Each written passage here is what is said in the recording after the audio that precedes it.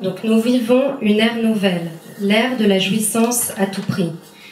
L'actualité sombre de ces derniers mois n'a fait que montrer à la face du monde ce qui œuvrait en silence depuis une décennie. Le souvenir en France des émeutes en banlieue en 2005 paraît déjà bien loin, et pourtant, elle venait témoigner d'un mal-être, d'un malaise profond.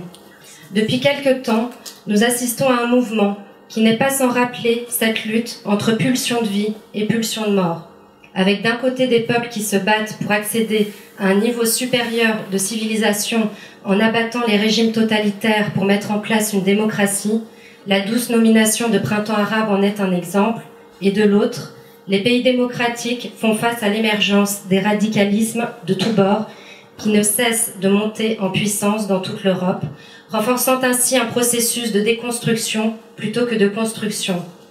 Si cela n'est pas aussi tranché, et nous en avons eu la preuve avec cette marche du 11 janvier 2015, un climat de tension règne, aggravé par la crise et le manque de perspectives d'avenir pour les jeunes et moins jeunes. Notre civilisation est donc ébranlée dans tous ses principes fondamentaux qui permettent un vivre ensemble possible. Quand il n'y a plus de leader positif vers qui se tourner, s'identifier, quand les valeurs symboliques ne maintiennent plus la cohésion des individus entre eux, donc je cite Freud dans Malaise dans la culture, la société de la culture est constamment menacée de désagrégation. Les hommes laissent libre cours à leurs passions, dont la haine, l'amour et l'ignorance constituent pour Lacan les trois passions fondamentales de l'être. Nous pouvons constater que notre société est en panne de créativité, en panne économique, en panne socialement, en panne de ce qui est source de progrès. Ce qui fait culture, force de progrès, ne semble plus avoir cours. En effet, une nouvelle façon de jouir est apparue du fait de notre modernité, du progrès de la science et du déclin du religieux. La jouissance se sert de ce qu'elle a à sa disposition, et des gadgets, elle en a de plus en plus. Mais rien, dans la clinique quotidienne, ne nous indique pour autant une modification des structures freudiennes, à savoir névrose, psychose et perversion. L'apparition du DSM-5 n'y changera rien et n'apportera rien de nouveau, si ce n'est de renforcer l'égarement des médecins et des prescripteurs et alimentera une fois de plus les caisses de l'industrie pharmaceutique, seule grande gagnante. Car il faut bien le dire, un clinicien digne de ce nom ne trouvera ni phare ni lumière pour lui indiquer la voie à suivre, pour mener une cure avec le DSM, et encore moins pour poser un diagnostic. Le travail du psychanalyste est plus que jamais convoqué, puisque la psychanalyse est la seule technique qui vise à supporter le transfert et ses composantes, et amener une modification dans le mode de jouissance.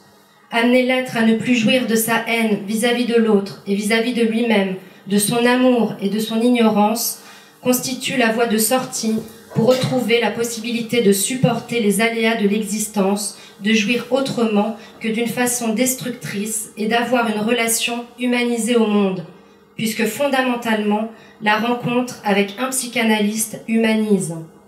Elle change radicalement la façon d'être aux autres et à soi, et si la psychanalyse est si malmenée par les médias et les pouvoirs publics, c'est peut-être parce qu'elle reste incomprise en ce qui concerne son champ opératoire, à savoir la jouissance du symptôme, c'est-à-dire qu'il produit une satisfaction que le sujet n'est pas prêt à lâcher si facilement.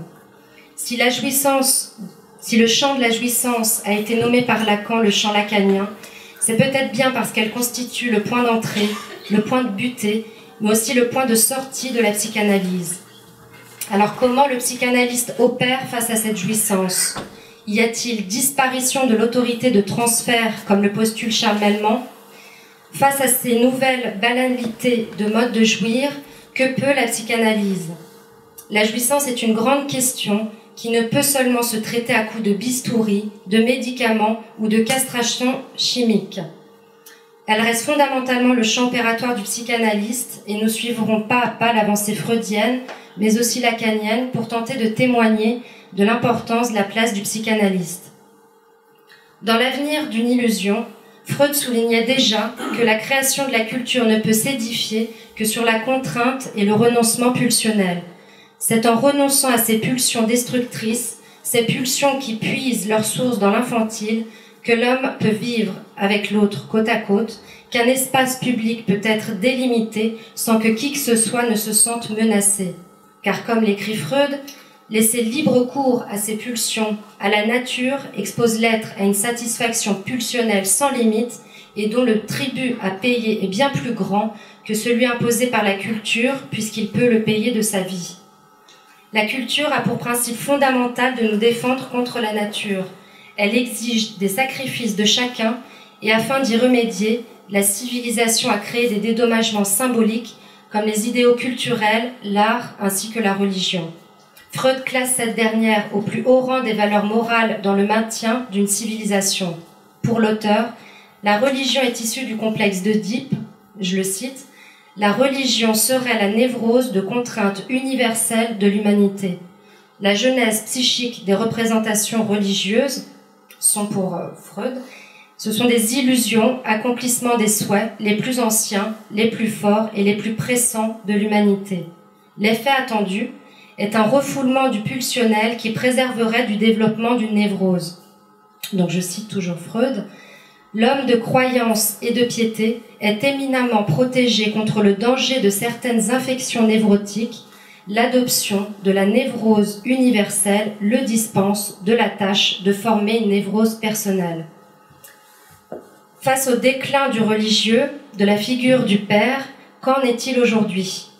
Si Freud voit en la religion une voie protectrice contre la névrose personnelle puisqu'elle s'inscrit dans un processus de sublimation, il n'en va pas de même lorsqu'il s'agit de radicalisme religieux. Se détourner de la religion constitue un progrès dans le sens d'un processus de croissance et de développement si l'illusion n'est pas remplacée par une autre. Nous pouvons ici reprendre l'idée du déplacement du symptôme qui peut opérer en prenant d'autres formes, mais dont la racine est toujours présente. Il y a en effet une difficulté à faire avec le manque, par manque de castration, et réduire la fonction du symptôme dans l'économie psychique ne passe que par l'intervention du psychanalyste sur le signifiant. Quant à l'individu qui laisse tomber ses croyances religieuses, il se retrouvera comme l'enfant des aides qui doit se débrouiller seul après avoir quitté le domicile parental où il se sentait bien au chaud. Cet infantile est destiné à être surmonté. Freud le dit de manière beaucoup plus drôle, je trouve, dans le texte. C'est ce qui s'appelle grandir, grandir pour de vrai. Je cite Freud, « L'être humain ne peut pas rester éternellement enfant. Il faut qu'il finisse par sortir à la rencontre de la vie hostile. Il est permis d'appeler cela l'éducation à la réalité. Mais comment éduquer à la réalité lorsque les adultes se comportent comme des enfants ? Les enfants et les adolescents sont les premiers à payer le prix de cette absence de limite qui structure la vie psychique. Les parents, les instituteurs ainsi que les éducateurs ont de plus en plus de difficultés à poser une limite sans se culpabiliser. Nous pouvons observer dans la clinique de l'enfant et de l'adolescent une confusion des rôles entre l'enfant et l'adulte. La limite structure l'enfant, l'apaise, l'introduit dans la différence des sexes et des générations et pose la loi fondamentale de l'interdit de l'inceste. Aujourd'hui, nous assistons plutôt au retour de l'enfant roi qui commande à ses parents, impose ses désirs, conteste l'autorité de l'adulte dans la recherche d'une égalité de droits, annulant ainsi cette différence des sexes et des générations. Tous les principes organisateurs de la vie avec soi et avec l'autre sont contestés et contestables. Les adolescents avec qui je travaille dans le champ de la prévention scolaire des conduites à risque et addictives me témoignent régulièrement de cette absence de limite qu'ils recherchent et qu'ils réclament. À défaut de disposer d'une loi interne, d'un surmoi régulateur des interdits et de la limite, ils recourent à l'interdiction extérieure pour limiter cet excès pulsionnel non régulé.